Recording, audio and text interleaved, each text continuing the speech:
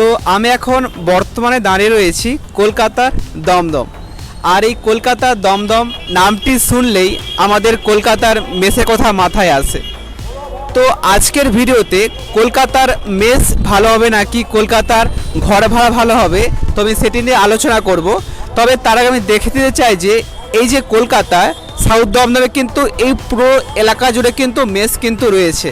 আর এখানে কিন্তু প্রচুর ছেলেমেয়েরা তারা এখানে পড়াশোনা করে বা তারা বিভিন্ন কম্পিটিশান এক্সাম প্রিপারেশান নিচ্ছে। তো আজকের ভিডিওতে আমি বর্তমানে এই কলকাতার দমদমে 6 মাসেরও বেশি টাইম ধরে রয়েছি। তো আমি মেসের কিছু সুবিধা অসুবিধা আর আমি ঘর ভাড়ার সুবিধা অসুবিধা নিয়ে একটা আমি আলোচনা করব।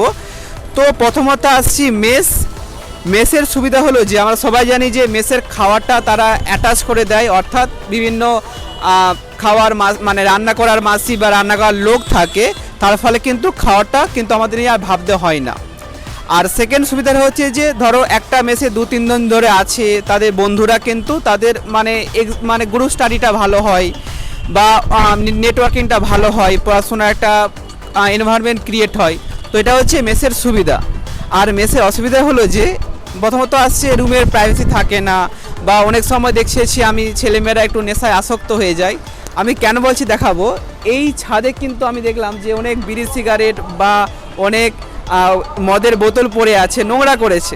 এটা কিন্তু কম বেশি সব মেসে কিন্তু একই ঘটনা। মেসে কিন্তু একটু নেশাটা একটু জড়িয়ে পড়ে ছেলেমেয়েরা, যেটা কিন্তু তাদের ক্যারিয়ারে অনেকটাই ক্ষতি করে।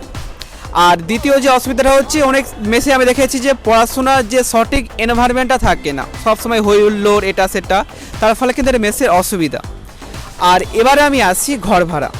তো ঘর ভাড়ার সুবিধা হচ্ছে যে ঘর ভাড়া একটা বড় পেস পাওয়া যায়, পড়াশোনা অনেকটাই আমরা কনসেন্ট্রেট করতে পারি বা আমাদের কিন্তু পড়াশোনার উন্নতি হয়। ধরো একটা ঘর ভাড়া যদি আমরা নিই, একটা বন্ধুকে নিয়ে আমরা কিন্তু একটা রুমে আমরা ভালোভাবে থাকতে পারবো। তো এটা কিন্তু ঘর ভাড়ার সুবিধা।